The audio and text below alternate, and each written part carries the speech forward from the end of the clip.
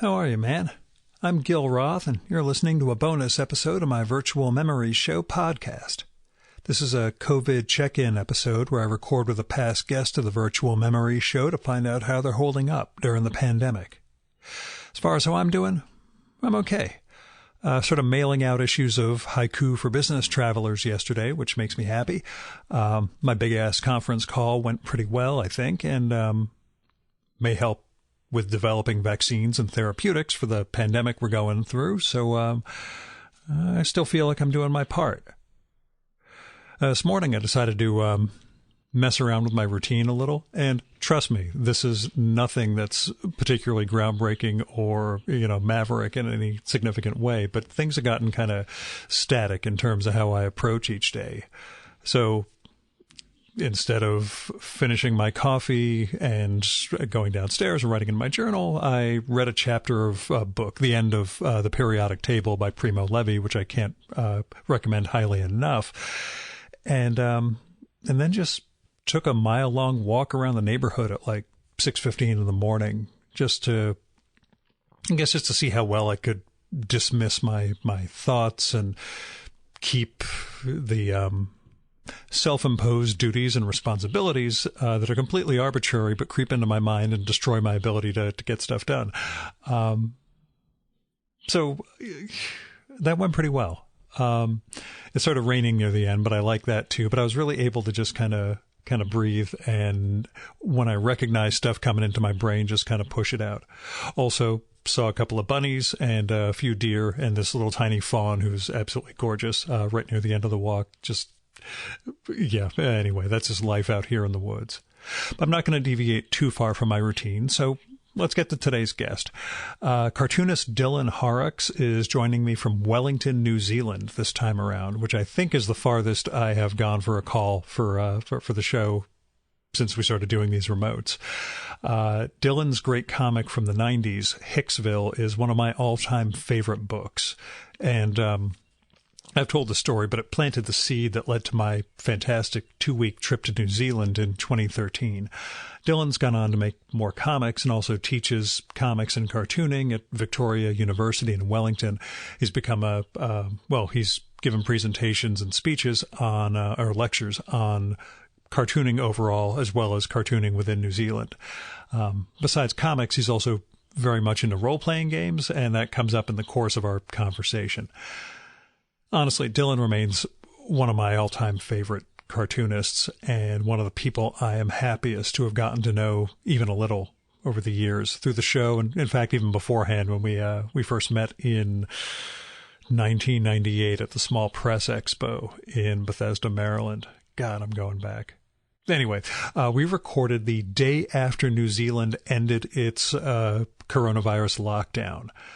And when I told him how here in New Jersey we were happy just to get into the mid-triple digits for new daily cases, he was aghast. But it was awfully great to talk to someone about what they're going through in a very different nation than the U.S. and to see that, there are a whole bunch of different factors behind it, but you can make a lot of progress, and there may be some sort of light at the end of the tunnel. Now, as caveats go, there was a knock on the door around 20 minutes into the conversation, so I had to edit around that. Now, here's me and Dylan. I guess we may as well just dive in first. Congratulations. Your country apparently made it out alive before anybody else. Yeah, so far so good. Yesterday was a very, very good day because we at about 1 PM, it was announced that we had 0 active cases in the country. So our last active case had recovered officially. And then a few hours later, the government announced that at midnight we were moving to level 1. So we had 4 levels of lockdown. Mm-hmm. Level 4 being the most locked down, which we were in for about 7-8 weeks.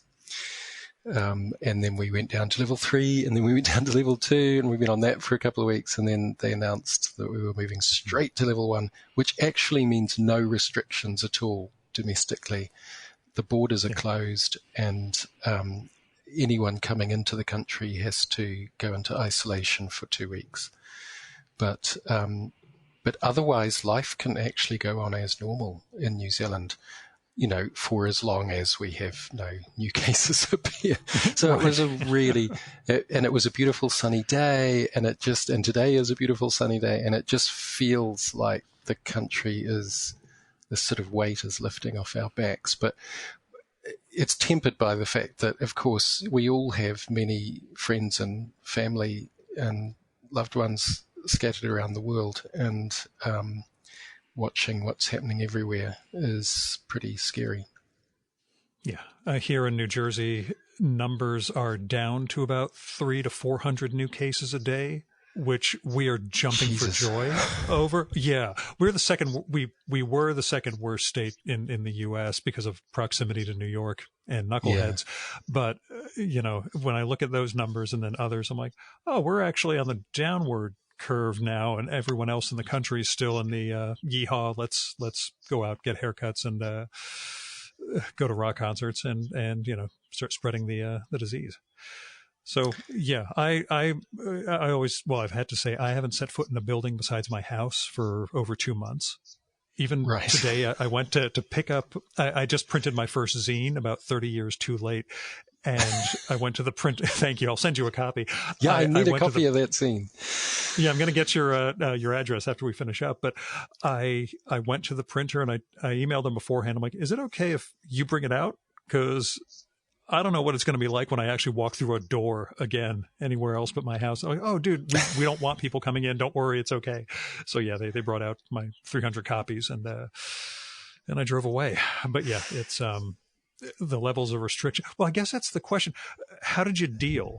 What did you go through, I suppose, in the process of that sort of lockdown, family, and everything? It was quite strange in New Zealand because, we're used to being a tiny country at the bottom of the world. We're a long way from everything. We're surrounded by the Pacific Ocean. Basically, on three sides there's the Pacific Ocean, and then at the bottom there's the Pacific Ocean, followed by Antarctica. It's like we're not we don't have much in the way of border action at all. People have to fly here or do a very long boat journey. So things take a while to get here, and whenever there's a global emergency or drama or crisis or a war or something, that's when we really appreciate being at the bottom of the world. I remember on the day of the September 11 attacks in 2001, going down to the school in the afternoon to pick the children up and waiting outside, and all the mums, it was basically mums and then me. I was the token dad because as a cartoonist, I was the guy who worked from home and picked up the kids. So, but I remember the mums all standing around talking quietly about what had happened. And what everyone said is, oh, it's so good being in New Zealand right now. Because there was just that sense of terrible things were happening and it was a long way away. And sometimes it gives us a little bit of kind of, privilege guilt. It's like, oh, okay. I thought you might say overconfidence, but yeah, okay. No, good thing it's not us. Sorry.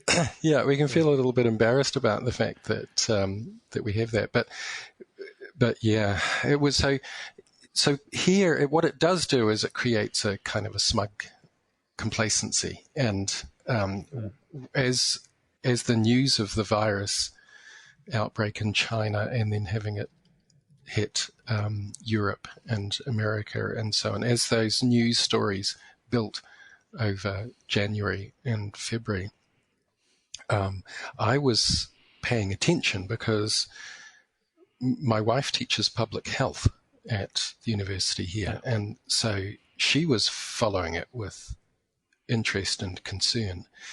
And I'm now teaching comics and illustration at the university here as well. And we have quite a lot of international students coming here from China most years. But this year they couldn't because, so initially I was following the news and I was concerned because I was wondering how it might affect those students, some of whom I got to know last year and they'd gone home. over the break. And so I was paying attention to that. And then New Zealand finally closed the borders to people coming from China. That was the first real step the government took. And that, of course, meant our international students couldn't come over for the beginning of the year. Our university year begins in March. And so the university was scrambling, trying to work out how to deal with that. And so I spent a good part of February basically planning how I was going to teach those students online, the ones who were stranded in China. Yeah. So I was thinking about it a lot, and I was paying attention to developments. And also, I had a growing sense that, this is inevitably going to come here too. I mean, we can't avoid that. We've seen enough zombie and pandemic movies. We know. I know, right? Yeah. They can swim. Right. So I was basically planning to teach those students online, and in the back of my mind, I was thinking, I might have to be teaching everyone online at some point. But I had that. So the courses started in March, and straight away, really, there was a sense of, no, this is going to be a problem. And we already had 1 or 2 cases appearing in New Zealand. And so I was preparing my students to move online from virtually the beginning of the course. I was sort of warning them this might happen. And frankly, at that stage, it felt like the country was just not aware of what was coming. So it was like one of those. There are things that we look back. Yeah. Yeah. I was going to say there are things that we look at, like what February and March were like, and it's the things we thought would be bad, and then how they were like 3 days later. It's like, wait a second, we're shutting the entire country down. Yeah. Yeah. Well, we had this strange week in which the most of the country felt like it was still saying, we don't really have to shut anything down, do we? I mean, can we? People were upset because a music festival was closed down. And so there was still a kind of atmosphere of, people are getting carried away with this. It's not a big deal. And the university itself was dithering and not making any decisions about what to do. They were sort of faffing about saying, if you have an underlying health condition, you don't have to come in. We'll sort something out. And I finally, myself and a lot of other academics at the university, reached the point where we thought, to hell with this. We're shutting down now. So we took our courses fully online and told our students not to come in. And it was about, and I went into the office and took some equipment home so I could work from home. And I remember bumping into one of my colleagues as I did that, and she said, do you think New Zealand will have to shut down too? Do you think we'll be teaching online? And I said, yeah, like in days, this is going to happen. Yeah. And she was like, really? And literally within days, that is what happened. And most of the country seemed stunned. They weren't expecting it. Because I don't know, people aren't necessarily kind of expecting the outside world's problems to also happen here. Yeah, I mean, like you've had the natural disaster. Yeah, like with Christchurch, you get the natural disaster sort of thing, but that's a different, a homegrown problem, as it were. But yeah, this is the whole world got tied in at the same time.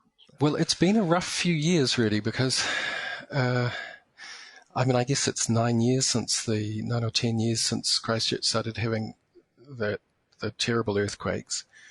But the last couple of years, we had the absolutely awful terrorist attack in Christchurch. Sure. The shootings at 2 mosques, and that was one of those moments when New Zealanders just felt like, wait, what? This does not happen here. This kind of thing, and so again, there was a fair amount of complacency that got rudely torn away at that moment. And then we had a volcanic eruption on White Island, which killed about 20 tourists from Australia. Oh God, yeah, I remember that. Yeah, yeah, and so I have to say that this particular, I know all the coverage overseas has been about Jacinda Ardern, our Prime Minister, but I have to say she's had a tough time because she's had to deal with a whole series of just out of the blue catastrophes that New Zealanders are not used to having to deal with. From a U.S. progressive perspective, she's seen as a hero of great leadership. Is that jibe domestically with what you see and deal with, or is it much more nuanced than that? So I have to assume it is, but yeah, there's certainly nuances,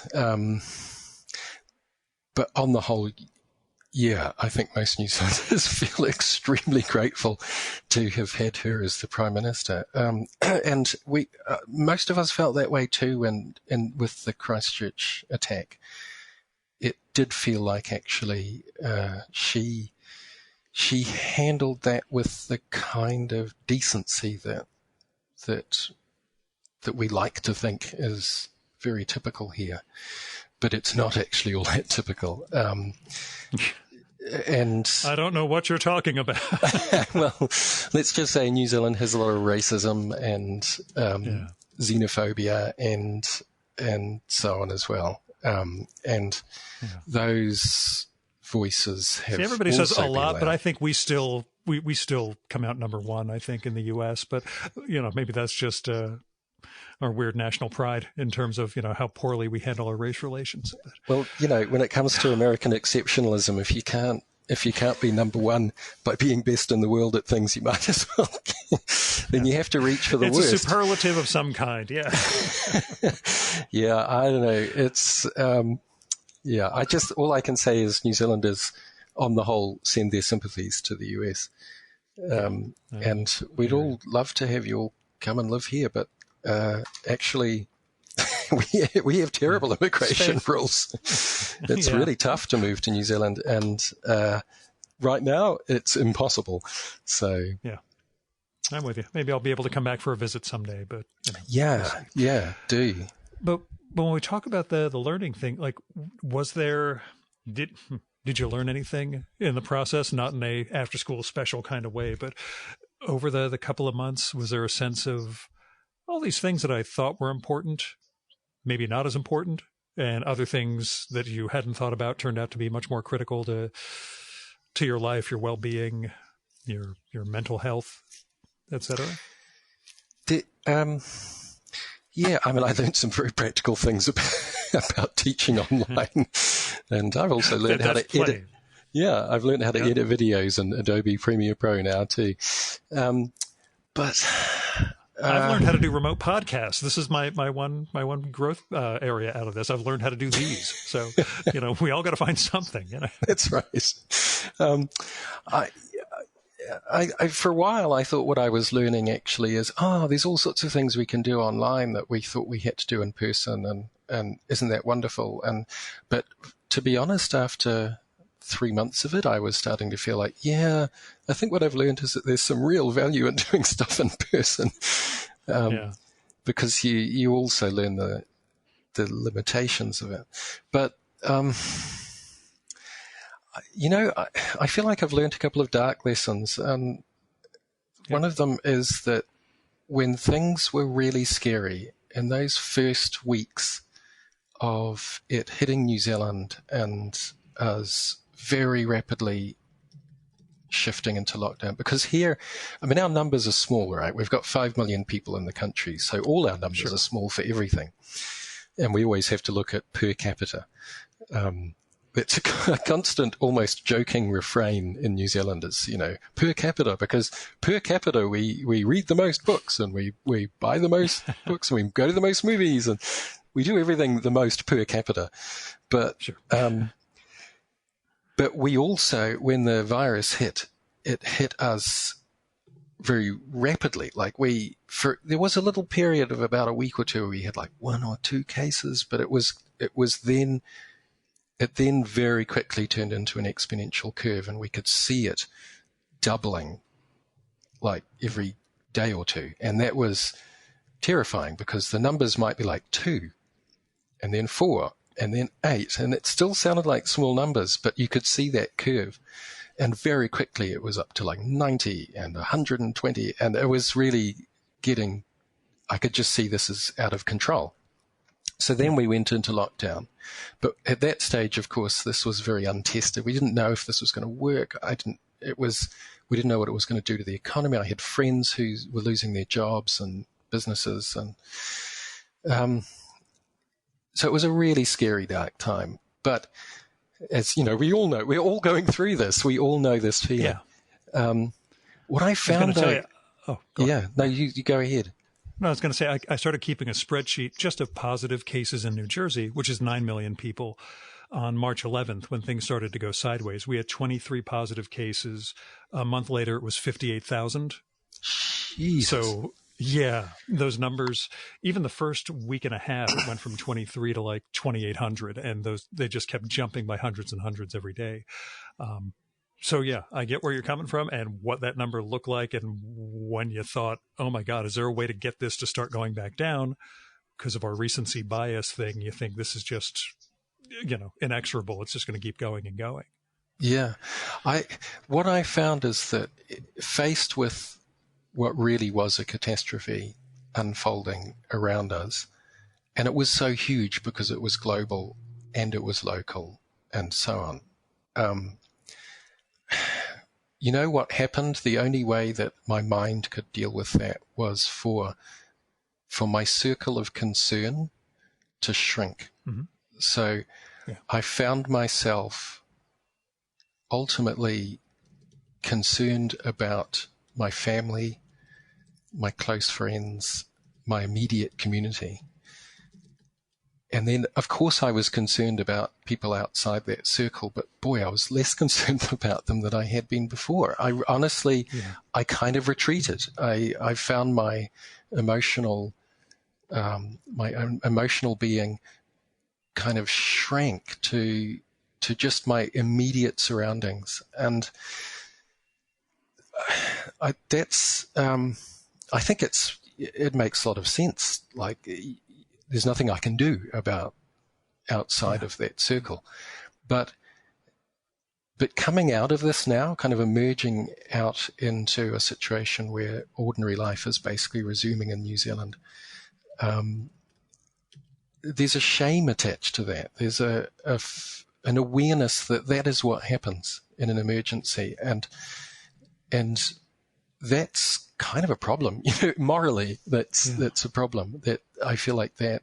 And what it reminds me of is years ago, I read and was deeply affected by a book by Chris Hedges, the journalist who was a war correspondent for quite a few years, and he was in Sarajevo during the siege there in the Bosnian Wars. And this book he wrote is called War is a Force That Gives Us Meaning. And it's him trying to understand how it affected him going through these wars. And one of the strongest things he says is that war morally taints everyone it touches.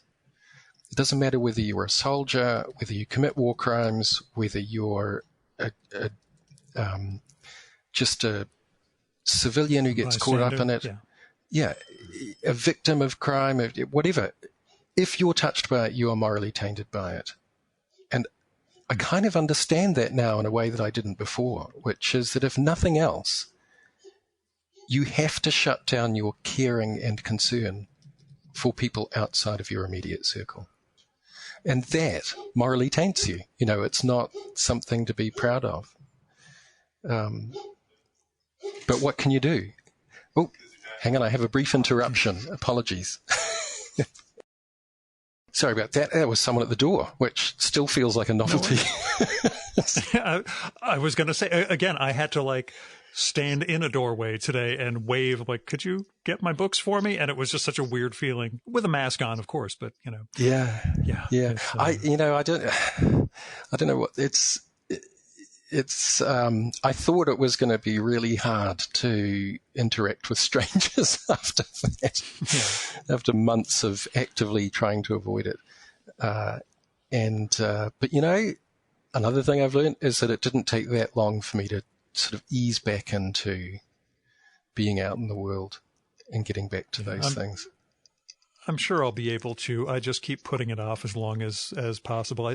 I just went out with my running group for the first time since mid-March. Just a couple of older guys I run with. I go long distance running. And this is the first time since, again, mid-March we've gotten together. They've been doing it on and off, social distancing. And I was like, I guess I should, because it's outdoors. This isn't bad. These guys are older. I'm not going to expose them to anything because I've been basically living in a bubble for, all this time.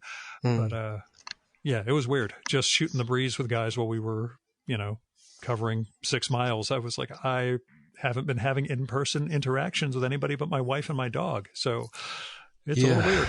I mean, I've been to the pub twice in the last few weeks because as we shifted down levels of lockdown to, we've had a couple of weeks in level 2, which in level 2 you could go to the pub. You just had to give your name at the door and contact details, and they sanitized everything, and there were lots of other little rules. But it still felt pretty nerve-wracking to do that.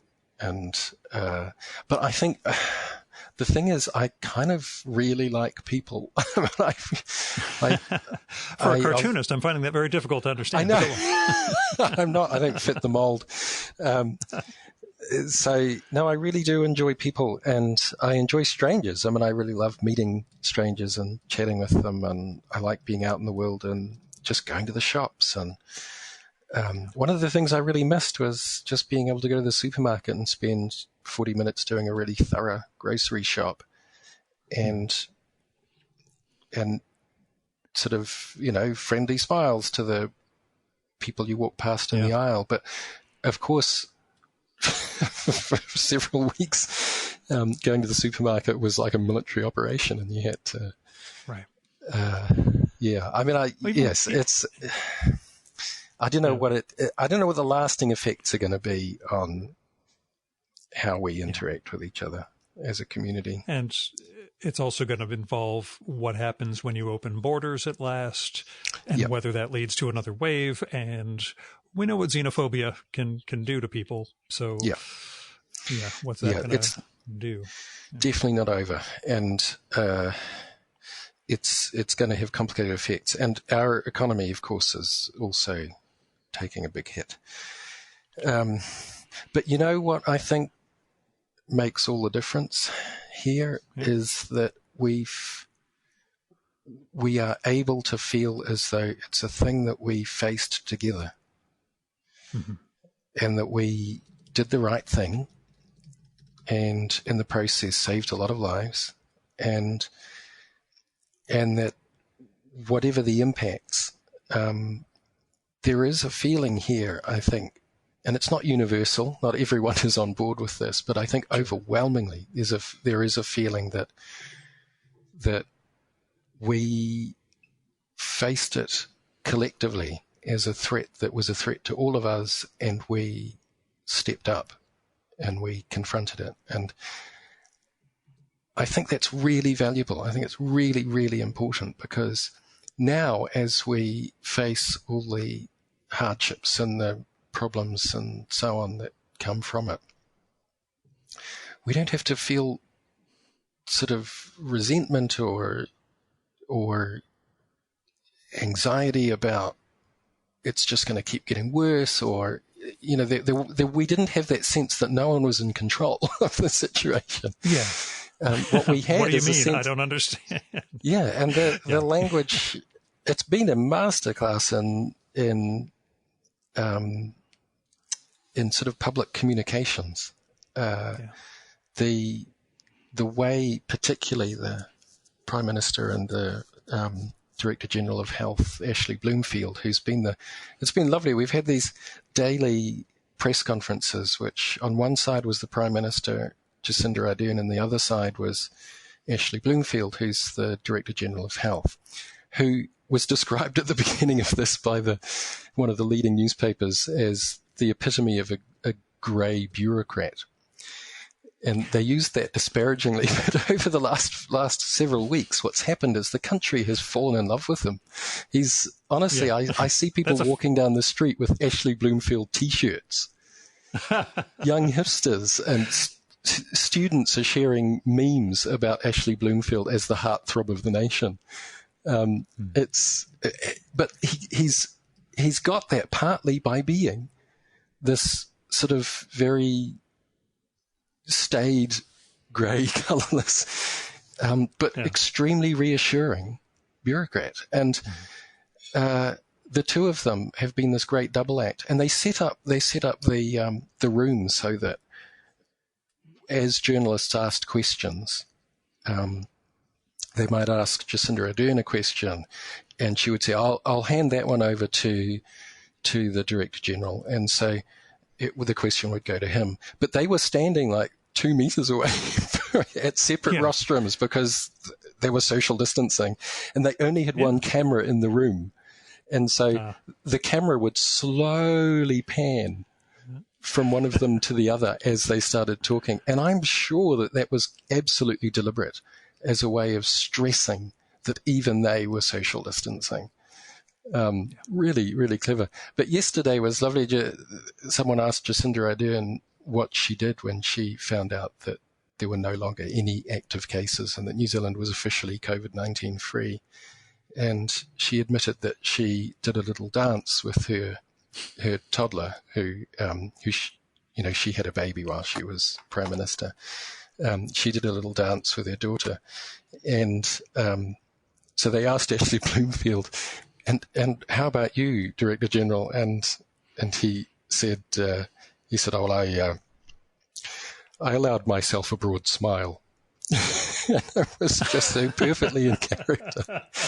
So we've rediscovered the importance of having a proper governmental system, a proper public service and organizational structure which is well resourced and not sort of cut down to the bone. And because all the problems we had at the beginning of this were because we'd had years of cutting down the public service and cutting the fat from the health system and so on. And now we discovered, that was there for a reason.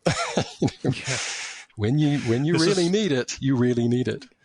This is one of those things I try and explain in relation to my day job, representing these companies that do drug manufacturing for drug companies.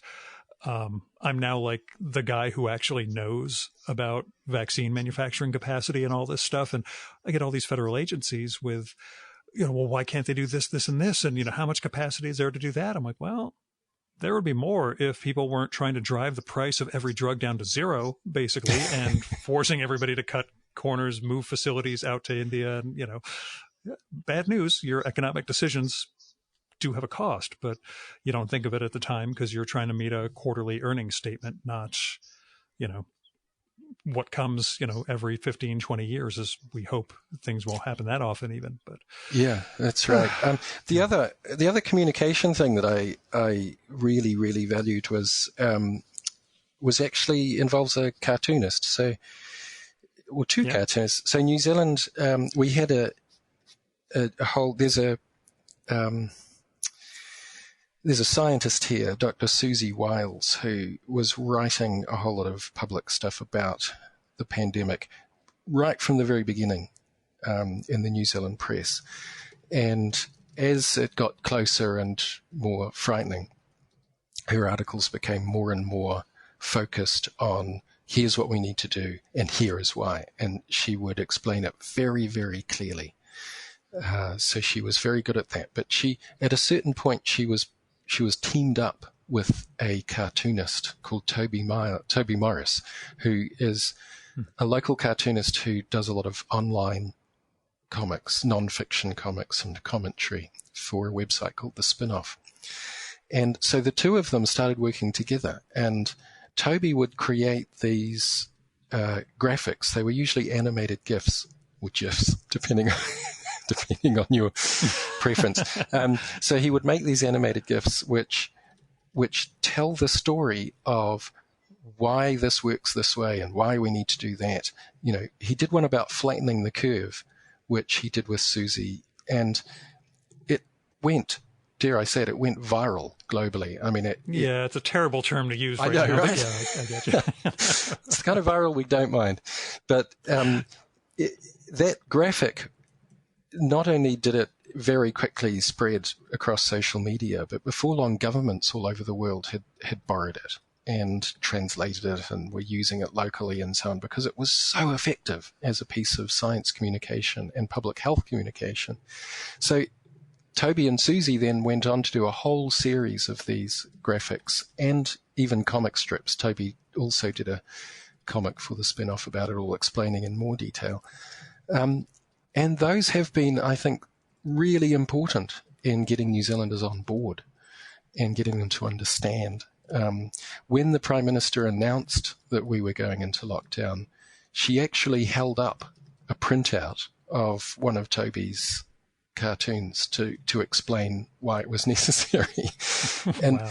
So I've been really impressed by and really proud of Toby's work during the last few months. He's been exhausted by it. It's been very stressful, but he's done amazing work. And also we have a political cartoonist called Sharon Murdoch who does cartoons for a newspaper here in Wellington. And she's done some absolutely beautiful, deeply moving cartoons, which I think she approached this as, this is a public emergency. This is not the time to be scoring points or making dumb jokes. This really matters. And she took that responsibility on board, and she did a beautiful comic strip about her elderly mother and her mother's best friend, sort of her boyfriend, who live in a supported living place. And it was about them, and it was just saying, this is why we need to do this. Because look at these wonderful people. They need your help right now. And when the day that we went into full lockdown, which, as I say, happened very quickly, it felt like a big shock to a lot of people. The next morning, the first morning of lockdown, the front page of that newspaper was a huge full-page drawing by Sharon. And it was just this drawing of the city and the suburbs and the houses and the buildings, and rising up out of all and the streets were empty, no one's out, but rising up out of all these houses and buildings are just hundreds of little sort of hearts floating up into the sky. And it was just, again, it was emphasizing that this is something that we have to do together. Yeah. And that we're doing it. We're doing it together because we love each other. We have to. Right. And being able to sustain that message, I think, throughout this has been the great achievement of not just Jacinda Ardern, but of the community as a whole. And it was a hard thing to do. But it worked. It actually worked. Yeah. Yeah.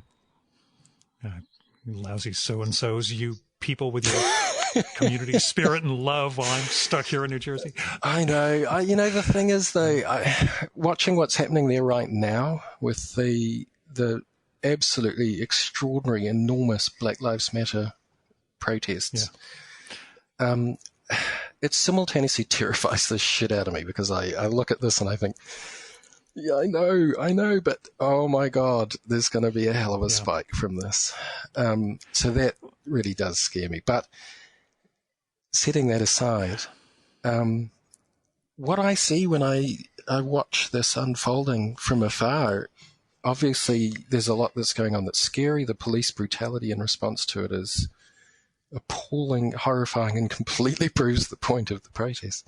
And the way the federal government is responding is terrifying. But what I see when I see the protests is so much love and so much concern for each other.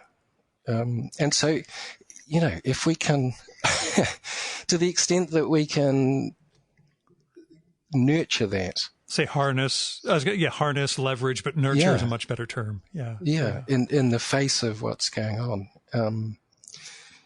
And it's so extraordinary that explosion is happening right now after months of lockdown and anxiety and pandemic and worry and death. I mean, terrible death, and especially among the black communities in America. But it's extraordinary that it's happening right now, and I don't think it's unrelated. I think that no, I think the frustrations of the pandemic and the inequality, how inequality once again rears its ugly head during the pandemic, help fuel some of this. Yeah, and it's happening all over the world. But, I mean, that's what I was going to ask. Is there anything comparable in New Zealand? Yeah, so there's been our police in New Zealand are not traditionally armed with firearms. Like, we have an armed defenders squad who are like a SWAT team, and they're called out if they're needed. But traditionally, our police on patrol did not carry a firearm. And that has slowly been eroded over the years. So over time, it became very normal for there to be a firearm locked in the police cars. And so they could get that out if necessary. And recently, the police were trialing a system where there were patrols wandering the streets with guns. And they did it a little bit on the down low, and they've just sort of wrapped it up, and there's a report about it. But there are forces in the police who are very keen for every officer to be carrying a firearm, as they are in Australia and, of course, much of the world. But we are well aware in New Zealand, those who pay attention, that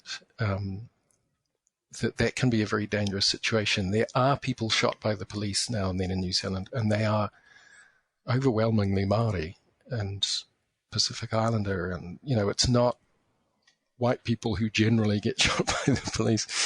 And we have a very disproportionately high level of Māori, particularly Māori and also Pacifica people in prisons in New Zealand.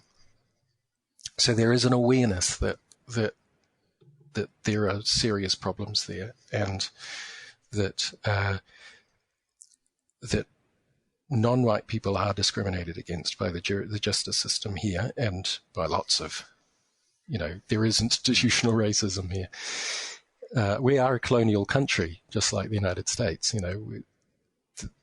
The people came here from Europe and colonized the country and stole the land from the indigenous people. So that's a history that New Zealand has been slowly dealing with for years, but there are plenty of people here who just want to carry on that process of colonization. So there's been this big argument about arming the police, and it was interesting that with the Black Lives Matter protests in the last couple of weeks, protests were organized here as well.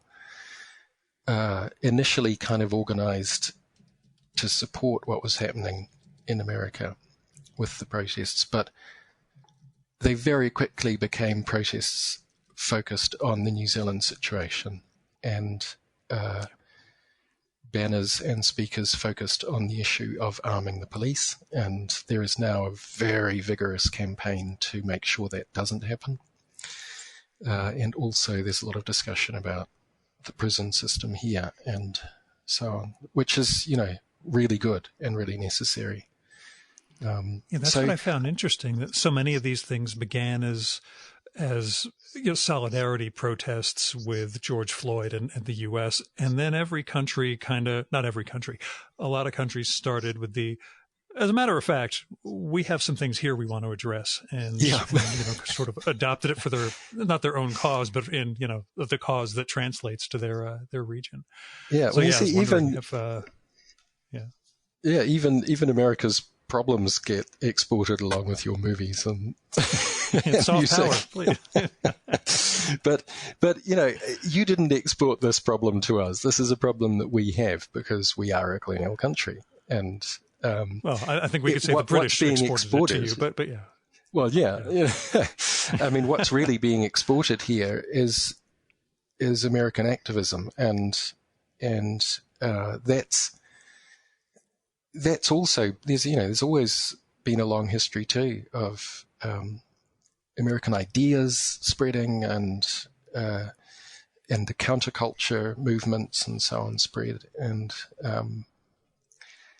America just has a very loud voice.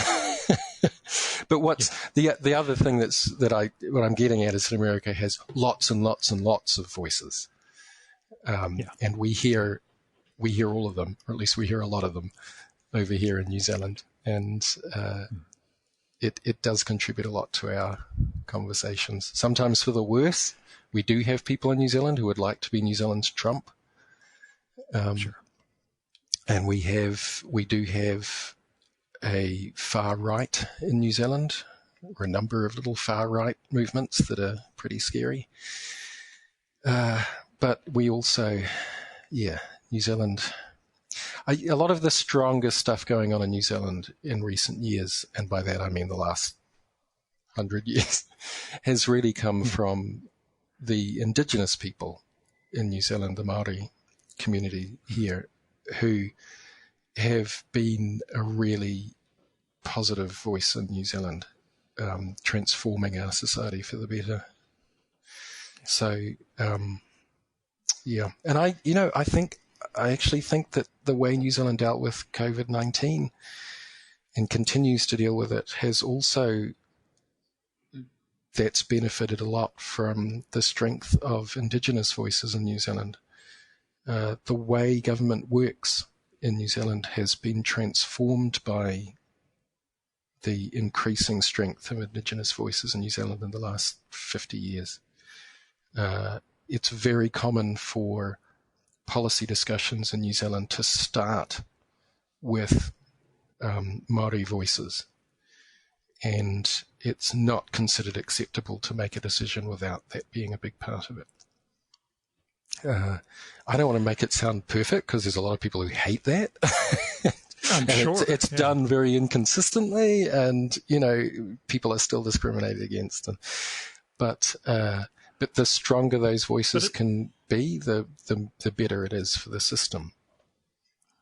I was going to say, in comparison, it's a good system compared to, again, what a number of us are dealing with. But, yeah. The question I wanted to ask throughout this, are you able to draw? Have you been making comics at any point? I don't know. Teaching obviously took up a lot, and family and all that. But teaching consumes a lot of time, and especially while teaching online. That shift to teaching online was just a hell of a learning curve. But teaching comics really, it does make me hungry to be producing them. There's a couple of projects I've been working on slowly, both of which are tangled up with my lifelong obsession with fantasy role-playing games, like Dungeons and Dragons. Which is my other question, but yeah. Whether you've been able to do gaming remotely or anything. Oh yeah, that I have been doing. That's easy to do remotely. Lots of using Zoom to play games, and Roll20 and other online platforms.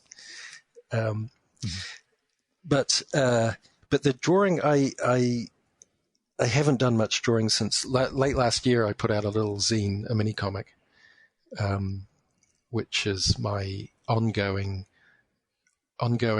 homage to Jack Chick's Dark Dungeons, his evangelical tract about the evils of Dungeons and Dragons. So I'm sort of doing my own variation on that.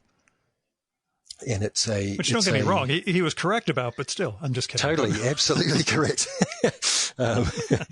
And I'm enjoying confirming it in my version. So I've been doing that, but that's just a little side project for fun. The real serious ones are ongoing, and I've mostly been writing and sort of planning and researching. But no, I'm hungry to get drawing, and I need to...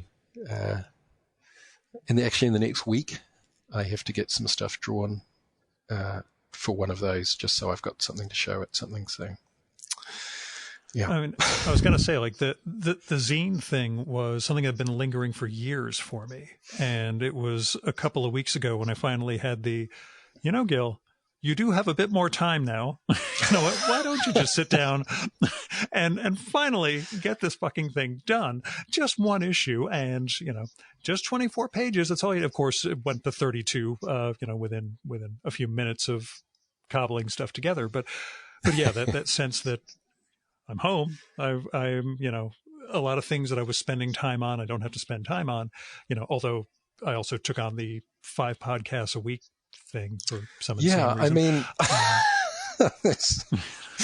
I did a couple of interviews. I was interviewing New Zealand cartoonists during lockdown through Zoom, and then and I saw you did 2 of them. But well, I actually did. I did 4, but I haven't had time to edit the other 2. So this is how you do 5 a week. You don't edit.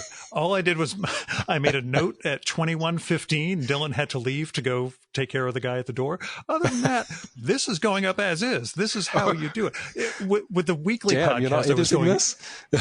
No, not in the slightest. Outside of like where we start and that little bit, that's it. That's how I've reconciled to certain aspects. Like with the weekly one and the time we recorded in Columbus, I sit down and go through them, from beginning to end. I take notes, etc. And I just thought, if I do that, I'm just going to trap myself in the work for the sake of the work. I have to trust the conversation to carry itself. And I have to trust that when you get down to it, no one's actually listening. So it's okay. That's, that still protects me. That's how I reassure myself about my recorded lectures for the students. I can spend hours and hours editing those too and putting them online. Yeah. And my wife says, how many of them are actually watching these? And I think I don't want to know because it's probably none. Right. But yeah, that's what I'm learning at almost 50 is to just get it out. It helped with the writing stuff too, because I was so anxiety laden for decades, and it was just Gil, just put it out there. All these artists and writers and everybody, they all gave themselves permission to do this. Now, in your case, you've made great work that inspired me to travel across the world. But I'm waiting for the next book. That's what I'm really getting at here, Dylan. I want to see more work at it. It's just hurry up, just as you were saying. I've always been extremely slow, and that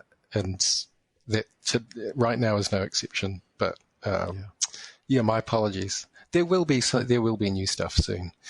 I have to say, what you were saying about just getting it out, I'm trying to apply that with my comics as well. And there's a line that was in Carla Speed McNeil's Finder, which I love. I tell my students this every year. She has a character who's trying to write, and they're so caught up in the fact that they're not able to do it properly, and they're not very good at it. And eventually their brother, in desperation, says to them, look, if a thing's worth doing, it's worth doing badly. And that's kind of my mantra now.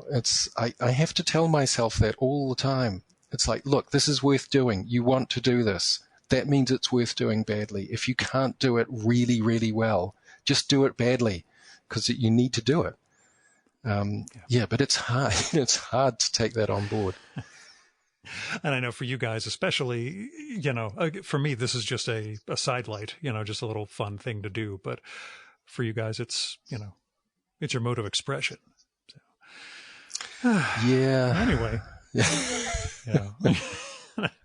We all bumble on through. That's all we can do, really. At best, yeah. Last question though. Reading any comics? Is there stuff that you've kind of cocooned with, like comfort reading, funny books or prose that helped you through this? Yeah. Actually, I have to say that the real comfort reading that I spent the first few scariest weeks reading, those weeks when, I don't know about you, but I was convinced I had COVID-19. I was sure I was terribly ill. With us, it was when allergies started, when the pollen season began. My wife and I both had to do these are allergy symptoms. This is not COVID, just trying to remind ourselves. But anyway, go on. Yeah. So, but those scariest weeks, the comfort reading that I ended up turning to surprised and slightly embarrassed me, which was a series of novels by Miss Reed, who is an English writer. And she started writing, I think, in the 50s, and she wrote this series of extremely twee, bucolic novels set in a fictional English village. And they're just novels about the people living in the village, and nothing bad happens. They're very, very, very quaint and twee and quite conservative and really kind of ghastly, but my God, it's exactly what I wanted. And they even have this really interesting narrative structure where the first few chapters introduce a number of problems, but they're very minor problems. They're not a big deal. But she introduces the problems, and then they're going to be solved. And in fact, every new twist and turn, whether it's negative or positive, she broadcasts it long in advance. It's going to happen. She drops so many enormous hints that exactly what's going to happen before it does. So there's never any surprises. There's no shocks or surprises. And by the end, I decided that the structure of them is like a very easy crossword puzzle. You're going to solve them all. The answers are all kind of there right in front of you. It's just how long is it going to take me to do it? Or which order am I going to get them all solved in? Yeah. And it's very comforting. It's very relaxing. Yeah. So I was very grateful to those books. I read about 6 of them in a week.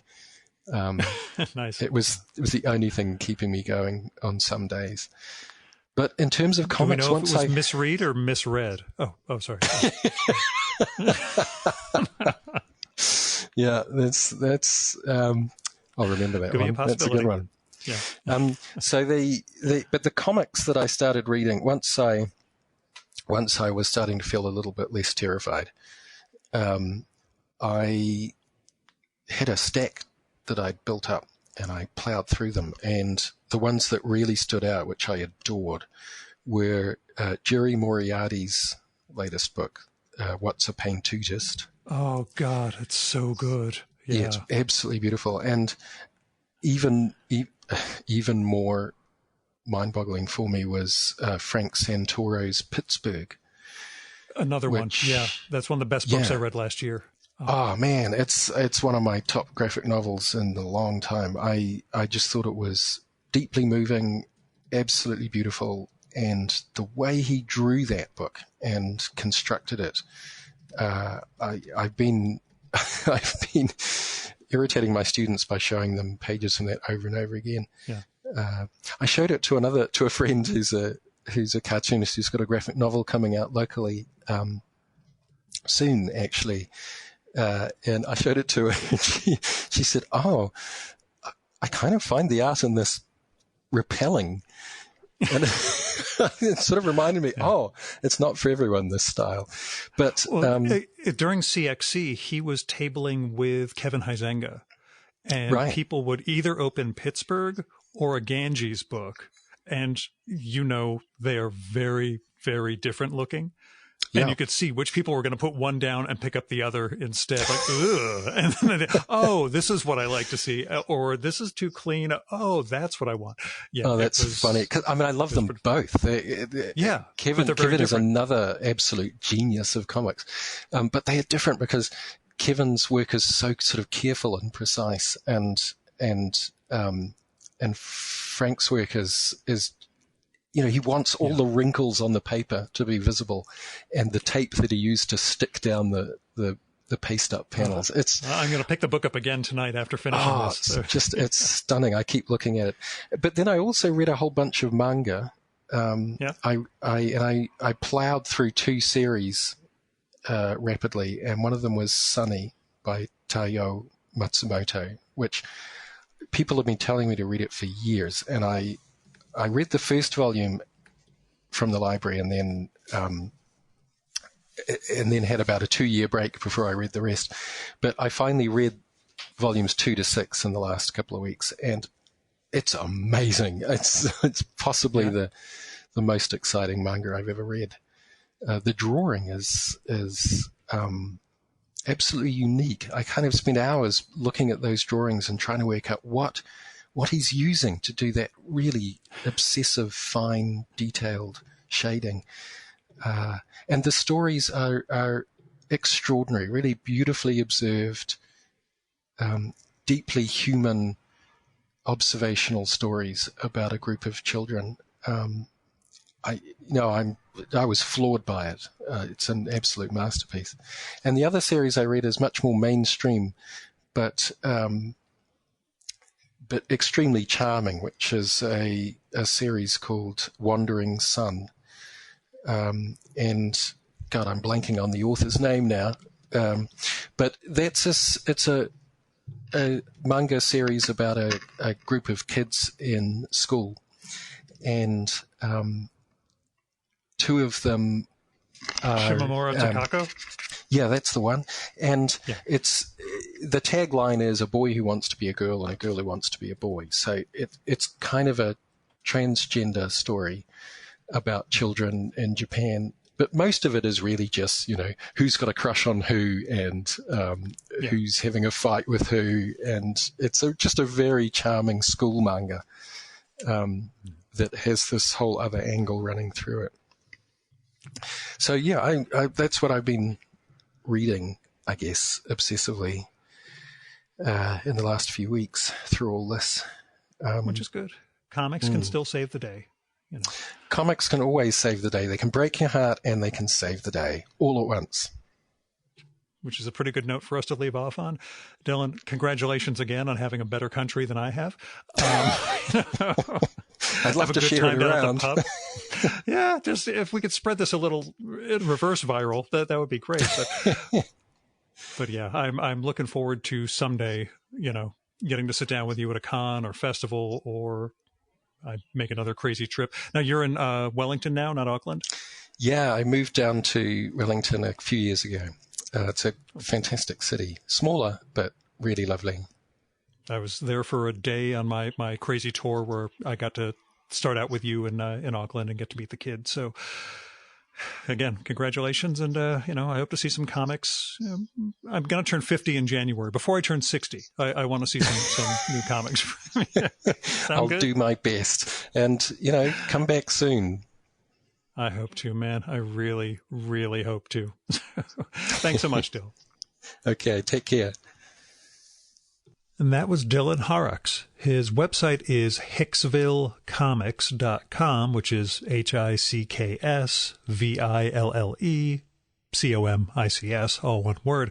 But that hasn't been updated since late 2018. So you're better off following Dylan on Twitter at Dylan Horrocks, which is DYLANHORROCKS. There'll be links to that, obviously, in the show and episode notes for this one. And if you haven't read it yet, do yourself a favor, get a copy of Hicksville, his great graphic novel from Drawn and Quarterly. It's comics oriented. That is, it's about comics and the nature of comics, but it's really about storytelling and the compromises we make to tell a story and to get an audience. It's a really phenomenal piece of work. And like I said, it induced me to make a trip to New Zealand when I did not necessarily think that was in my future. You should also check out Dylan's sort of follow-up to that, Sam Zabel and the Magic Pen, also from Drawn and Quarterly. And this is just the North American publication. There's, Hicksville's been published in a half dozen languages, Sam Zabel and a few more, so there are multiple publishers across the world. Dylan also has that great Jack Chick parody / pastiche, Darkest Dungeons, to check out. Anyway, like I say, go to his Twitter feed. You'll find other links there to understand more about Dylan and his work. Now, I remain envious of New Zealand managing to get to 0 COVID cases and lifting lockdown. Here in New Jersey, we are nowhere near that, so I will be back tomorrow with another COVID check-in. Actually, this one's going to be a full-length episode with a new guest, the translator Philip Boehm, but we will talk about pandemic life as part of our conversation. You can visit vmspod.com and chimeraobscura.com/VM to find a link to the COVID-19 sessions, which has all of these daily episodes.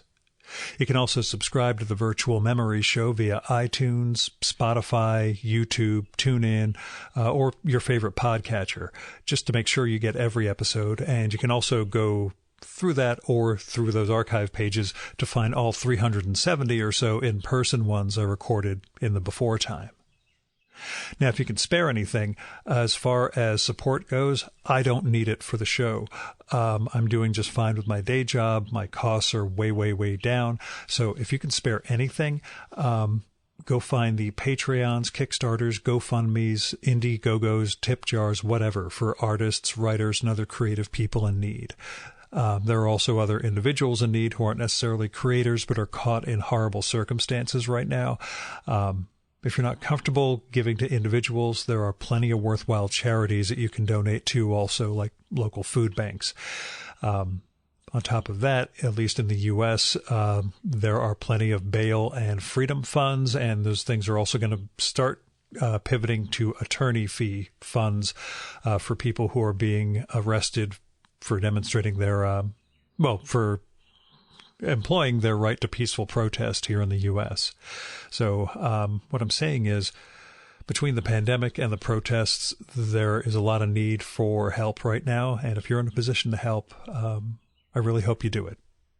Now, I am Gil Roth. It is Thursday, June 11th, 2020, and this was a bonus episode of my Virtual Memories Show podcast. Thanks so much for listening. Keep the conversation going, stay safe, and wash your damn hands.